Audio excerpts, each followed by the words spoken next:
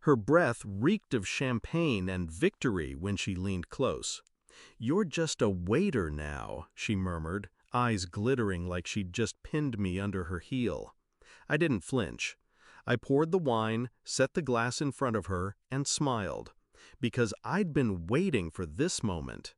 The front door opened. A man in a black suit stepped inside, clean-cut, unreadable face, a small gold pin on his lapel. He scanned the room, locked eyes with me, and crossed over without hesitation. "Senior Agent Jade Carter," he said, extending his hand. "It's an honor." Forks paused mid-air. Glasses hovered, untouched. My stepmother's smirk drained from her lips. But to understand the silence that followed, you need to know the years that led to it. I was 16 when my father married her, Victoria. She was elegance dipped in venom, a social climber who collected people like jewelry. At first, she treated me like a project. New clothes, private school, her icy hand gripping my shoulder in every family photo.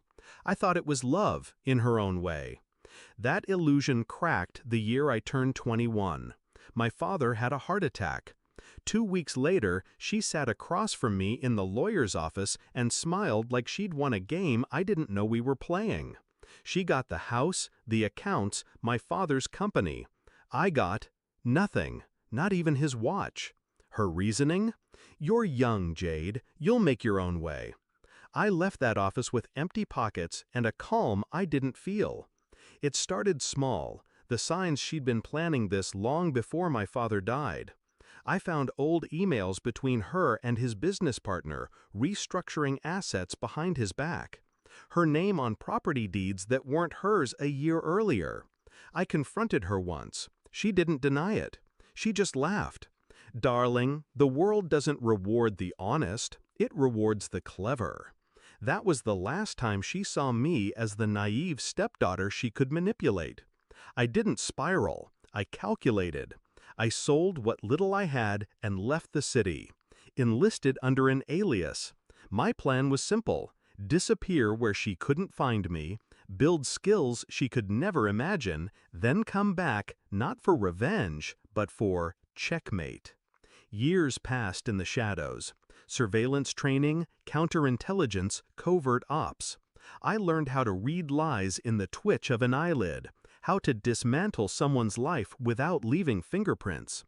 Every mission I took was another brick in the wall I was building between who I had been and who I had become.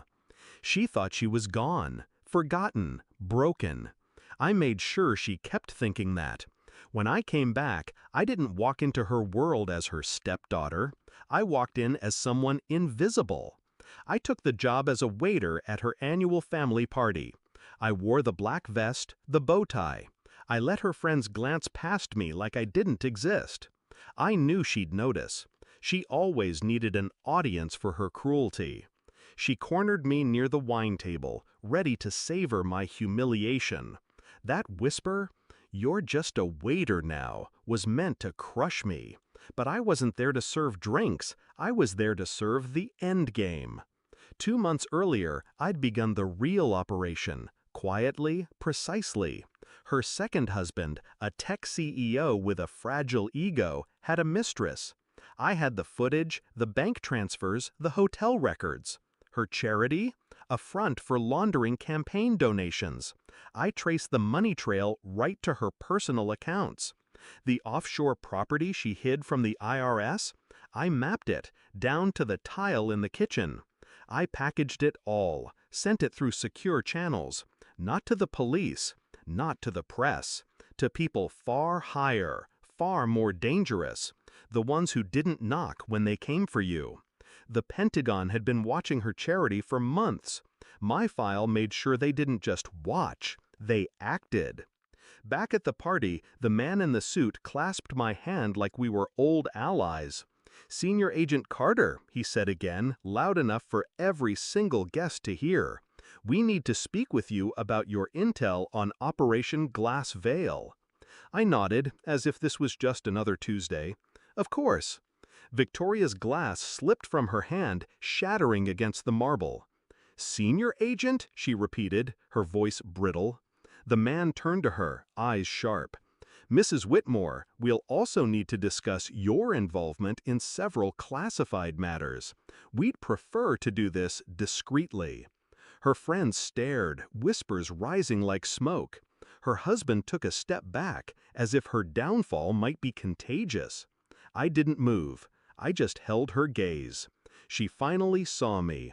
Not the girl she stole from, but the woman who'd been building her ruin piece by piece. They let her out the front door. No handcuffs yet. That would come later, when the cameras weren't flashing. I stayed behind, picked up the empty champagne flute she'd left on the table. Her lipstick still marked the rim.